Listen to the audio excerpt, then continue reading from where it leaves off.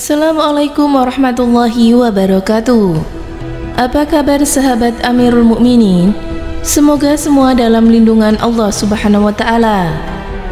Mahar Nabi Muhammad SAW kepada Sayyidah Aisyah saat menikah jika dikonversikan dengan emas adalah 200 gram emas terbaik atau sebanyak 500 dirham. Jika merujuk pada hasil konversi dalam emas, maka mahar itu senilai 1,3 miliar.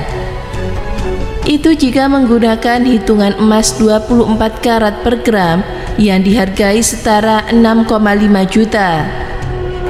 Imam Muslim meriwayatkan, mengetahui Rasulullah membawa mahar yang sangat banyak, Sayyidah Aisyah berkata, mahar Rasulullah kepada para istrinya ialah 12 uqiyah atau 1 nars. Lalu Aisyah melanjutkan, tahukah Anda apakah nars itu? Abdurrahman menjawab, tidak ya Aisyah. Istri Rasulullah itu pun kemudian berkata, setengah uqiyah, jadi sebanyak 500 dirham. Itulah mahar Rasulullah untuk para istrinya. Hadis riwayat Muslim. Di sisi lain, ada juga yang menjelaskan cukup detail mahar yang dibawa Rasulullah untuk istri-istri lainnya selain Aisyah. Saat menikah dengan Hindun atau Ummu Habibah, diriwayatkan kalau Rasulullah SAW memberi mahar 4.000 dirham. Dan saat menikahi Safiyah radhiyallahu anha, Rasulullah memberikan mahar berupa pembebasan dirinya dari perbudakan. Meski tak berbentuk harta, namun nilainya ditafsir miliaran rupiah. Sedangkan pernikahan Nabi Muhammad SAW dengan Khadijah radhiyallahu anha juga sangatlah besar. Menurut Gus Ahmad Dhafir, mahar Nabi Muhammad kepada Khadijah adalah 20 ekor unta betina. Kalau diuangkan sekarang, satu ekor rata-rata harganya 55 juta. Belum lagi ditambah beberapa keping emas, total lamaran Nabi sekitar 1,3 miliar, ujarnya. Gus Dafin menandaskan bahwa Nabi tidaklah miskin. Siapa bilang kalau Nabi itu miskin? Katanya, Nabi itu setiap kurban menyembelih 100 ekor unta, jelasnya. Jika per ekor 55 juta, maka tinggal dikalikan saja, miliaran bukan, lanjutnya. Istimewa. Kembali ke Sayyidah Aisyah, beliau adalah wanita yang dinikahi oleh Rasulullah setelah Saudah bintu Jam'ah. Sayyidah Aisyah memang istimewa. Kesuciannya telah diakui oleh Allah dari atas langit ketujuh. Malaikat telah menampakkan Sayyidah Aisyah 3 malam berturut-turut kepada Rasulullah sebelum beliau menikahi Sayyidah Aisyah. Hal tersebut sebagaimana sabda Nabi SAW yang artinya, aku melihatmu Aisyah dalam mimpiku selama 3 malam. Malaikat datang membawamu dengan mengenakan pakaian sutra putih. Malaikat itu pun berkata, ini adalah istrimu. Lalu kusikapkan penutup wajahmu. Ternyata itu adalah dirimu. Aku bergumam, seandainya mimpi itu datang dari Allah, pasti Dia akan menjadikannya nyata. Hadis riwayat Bukhari dan juga Muslim. Pernikahan Rasulullah dengan Sayyidah Aisyah terjadi pada bulan Syawal, tahun ke-11 setelah kenabian. Tepatnya 2 tahun 5 bulan setelah peristiwa hijrah serta setahun setelah pernikahan beliau dengan Saudah bintu Jam'ah berlangsung. Saat menikah dengan Rasulullah SAW, Sayyidah Aisyah berumur 6 tahun. Hal itu berdasarkan sebuah hadis bahwasanya Sayyidah Aisyah berkata, Nabi SAW menikahiku ketika aku berusia 6 tahun. Dan beliau kumpul bersamaku ketika aku berusia 9 tahun. Hadis riwayat Bukhari dan juga Muslim. Namun, menurut Abbas Mahmud Akad dalam As-Siddiqah binti As-Siddiq, Umur Sayyidah Aisyah ketika berbulan madu dengan Nabi tidak kurang dari 12 tahun dan tak lebih dari 15 tahun. Ini dikuatkan dengan riwayat Ibnu Sa'ad yang menerangkan bahwa Sayyidah Aisyah dilamar pada usia 9 tahun dan bulan madu pada usia sudah balik atau 15 tahun. Sayyidah Aisyah adalah satu-satunya wanita yang dinikahi Rasulullah dalam keadaan masih gadis. Dengan Sayyidah Aisyah, hidup Nabi sangat berwarna dan romantis. Bila Sayyidah Khadijah adalah wanita dewasa yang keibuan, maka sebaliknya, Sayyidah Aisyah adalah wanita muda yang energik, lincah dan juga cantik. Selain itu, beliau juga dikenal sebagai istri Nabi yang intelektualitasnya sangat tinggi.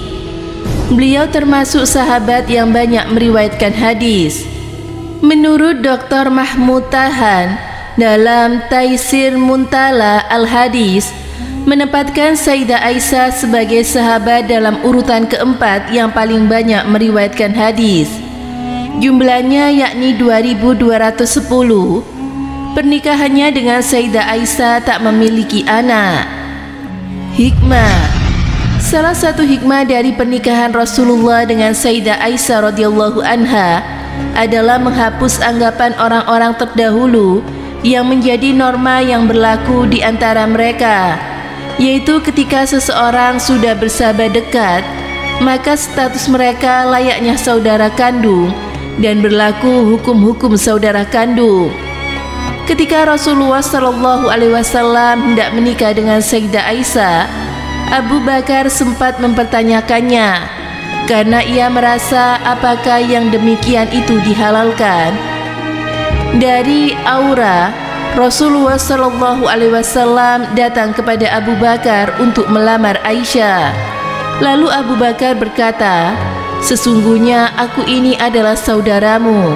Nabi SAW menjawab, "Ya, engkau saudaraku dalam agama Islam dan kitab-kitabnya, dan ia atau anak perempuanmu itu halal bagiku." Hadis riwayat Bukhari. Rasulullah SAW hendak memutus kesalahpahaman itu dan mengajarkan hukum yang benar yang berlaku hingga hari kiamat kelak.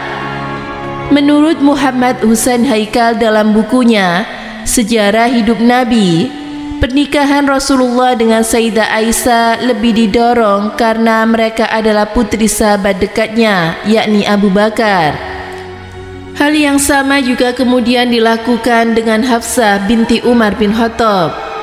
Segi inilah yang membuat Nabi Muhammad mengikat dirinya dengan kedua orang itu dengan ikatan semenda pernikahan dengan putri-putri mereka. Tutur Haikal. Sama juga halnya ia mengikat diri dengan Utsman dan juga Ali dengan jalan perkawinan kedua putrinya kepada mereka.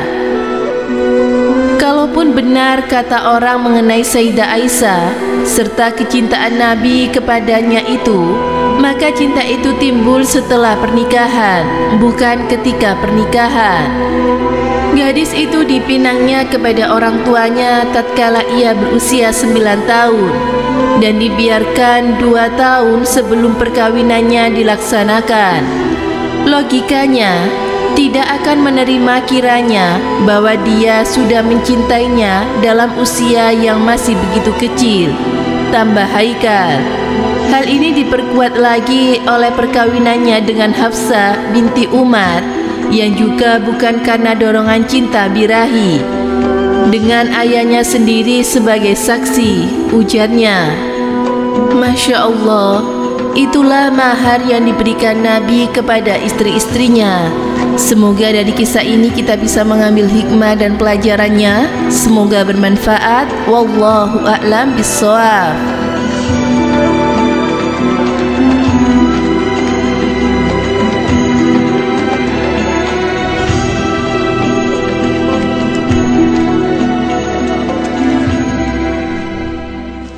Assalamualaikum warahmatullahi wabarakatuh, pemirsa Amirul Mukminin yang dirahmati Allah Subhanahu wa taala.